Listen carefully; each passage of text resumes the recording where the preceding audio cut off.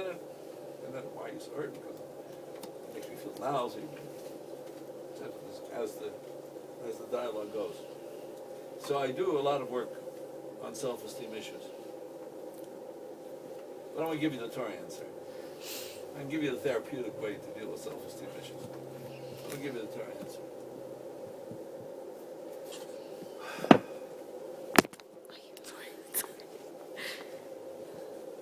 God gave us a neshama. Hashem gives us a soul. That soul is a ray, a light directly from the Creator. It's pure. It's infinite in its quality. It's pure in its source. And we're given it refreshed every morning when we wake up. When you get up in the morning, what's the first thing you do? Open your eyes. And after you open your eyes, what do you do? Make a picture. When you go into the bathroom, is there a mirror? Yes.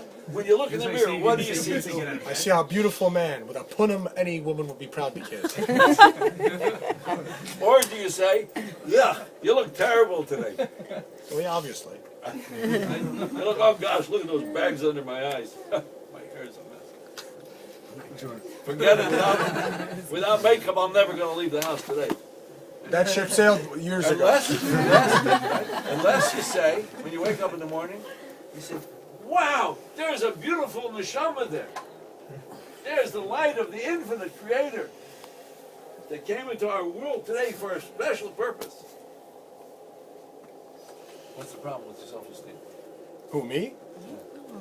I think everyone suffers from a little bit. Well, we do until we start to realize what gift we have, which gives us value that nobody else can take away. The value and beauty of our neshama, with its connection directly to Mount Sinai, to an infinite creator. No human being gave it to us, and no human being can take it away from us. I just want to tell you just a quick story, because we talked about the chosen people. It's part of the Hornsteipler Rebbe, Rebbe Kasil, Yehuda Halberstam, one of the Holocaust survivors, was in Auschwitz. He was a rabbi in the town of Rosenberg in Hungary. And he survived Auschwitz. His wife and 11 children were slaughtered, sent to the gas chambers. He survived. And he told over the story. He says he was in Auschwitz and he was trying to give a little bit of strength to the survivors who were still alive. In the depth of that tragedy. And he told them, vergesst nicht, don't forget, du bist der ausgeklobene Volk. You are the chosen people. Geklobene Volk. Remember, you're the chosen people. No matter what they do to you, they can never take that away from you. Nazi commandant walked by while he was giving this words of strength and inspiration. And he understood this because it's the same words in German. He stopped. He says, what did you say? Ausgeklobene Volk, the chosen people. That's us, not you. Says, you believe that you're ausgeklobene people. Take this. He took his whatever you call it, and started beating him. Knocked him to the ground, kept on beating him. He was bleeding black and blue. And he said that now, he says, do you still believe that du bist für das ausgeklobene Volk? Do you still believe that you're one of the chosen people? And the closing prayer lifted his head and says, yes, I do. He says, how could you believe that? Look at where you are, lying on the ground. How could you believe that you're still part of the chosen people? He says, because I know I could never do to another human being what you just did to me.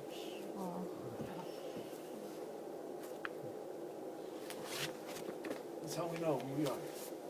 Because that which we have, and that which we transmit, and that which we connect to the future, to the previous generations, the future generations, is something that's undeniable. The qualities and the sensitivity that we were given to be.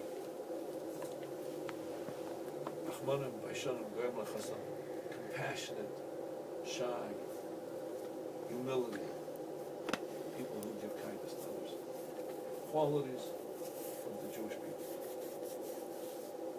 And therefore we carry that with us. No matter where we go, no matter what we look like, we carry it with us. That's self-esteem.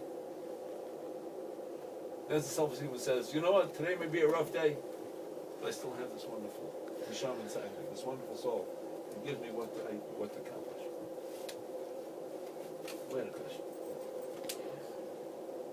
So we talked a lot about neshamas. Can you explain, maybe for the benefit of everyone, the difference between Jewish neshama and everyone else? Every human being has a neshama.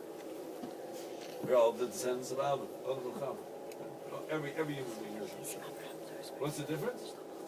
Our neshamas went to right outside. There you go.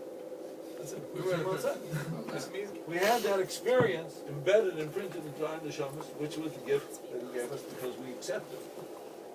We accepted the responsibility that came with it.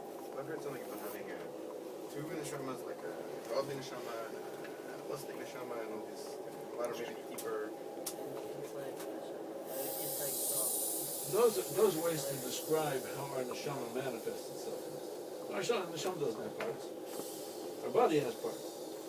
So we have a neshama that helps our hands move, our legs move, our heads move. But the neshama doesn't have a head and hand and arms. It's the light of life. It's the life energy that comes into us and gives us and makes us be able to function. How do we know it's not our hand? Because when we die, the hand can't move. The neshama keeps on moving. I'll tell you a cute story. I have to read that his wife was here, was a guest star this last shot. Young man, he was around my age, passed away last year, 2 years ago. Rabbi David Zeller. Rabbi David Zeller was a very unique person. He was a teacher of meditation. And he would teach Jewish meditation. His story was, and this is how, one of the first times I met him was in Santa Fe, New Mexico. Because that's where his family was from. I was very happy it would be. I grew up and was born just 2 blocks away from here. He died two years ago from one of these strange blood diseases that attacked his immune system. And he knew what was happening to him. So we used to talk before. He was the sweetest person I ever met. Doug Zeller told the stories about himself. When he was in college, he took a trip, along with a bunch of friends to India, and became fascinated with Buddhism. He got into Buddhist meditation, and became a teacher, a master of Buddhist meditation. And then at one point, a group of his friends, some of them Jewish, decided that they'd never been to Israel, and they decided to take a trip to Israel. And he went along with them because he thought, knew about this when he had the Talmud Torah afternoon school Jewish education. They went to Israel. And in Israel, the group got in touch with other mystics, Kabbalists. They wanted to find out what about Jewish meditation was like. And he met some very holy people. And he thought it was very nice, but he was, he's a master of Buddhist meditation. So he went back to Nepal, and went back to to meditate, and he sits himself back down on his meditation pillow and starts to meditate, clears his mind, breathes deeply, and starts to meditate, and what comes into his awareness is Shema Yisrael Adonai Eloheinu Adonai Echad. Hear of Israel, our Lord our God, our Lord Israel. Only thing that came to his mind. So he cleared his mind again, got ready for meditation again, and he started meditating. And the only thing that blocked everything, filled his whole senses, was Shema Yisrael Hashem Elokeinu Hashem Echad. This went on for days. So he went back to his teacher, his guru, and told him, I don't understand. I'm a master of meditation. I've cleared my mind from every obstacle in my world. Why is it that I keep on coming up with this one statement? And his teacher says, you're in Israel, your soul, your Jewish soul, must have gotten touched, connected. You have to go back to Israel, and you have to find the root and soul, the root of your soul. And he went back to Israel, and he started learning Torah. He went to Or Sameach, and he started studying Torah, and he got in touch with all the famous Kabbalists of Eretz Yisrael, and he learned about the wonderful beauties of Torah and wonderful beauties of Torah, mystical Torah, the depth of meditation, and he was struggling with here as part of him was still wanting to go back to become to his Buddhist teachings, and part of him was being pulled to his Jewish identity. So he came back to the United States, and I'm giving you the story in the short version. If you want to find it, he published the book because I used to tell the story. And he wanted to make sure he got told the right way. So he wrote a book. It says the name of the book, The Heart of the Story. He went to visit his sister in Santa Fe, New Mexico. Happened to be that one of the greatest teachers of Shinto priest, was visiting the United States. One of the greatest teachers of Japanese meditation was visiting the United States. He was in Santa Fe at the time. And he went to visit him. He said, I figure, listen, wait, if he wants to know, as this dilemma, should he follow his Judaism, should he follow Buddhism, what path should he take? Here's a great teacher, go ask him. So he walks in, and there's this nice, roly-poly Japanese man sitting on his meditation pillow. And he sits down in front of him and says, great Shinto teacher, this is my dilemma. I've studied Buddhism, I've studied Hinduism, I've studied Christianity.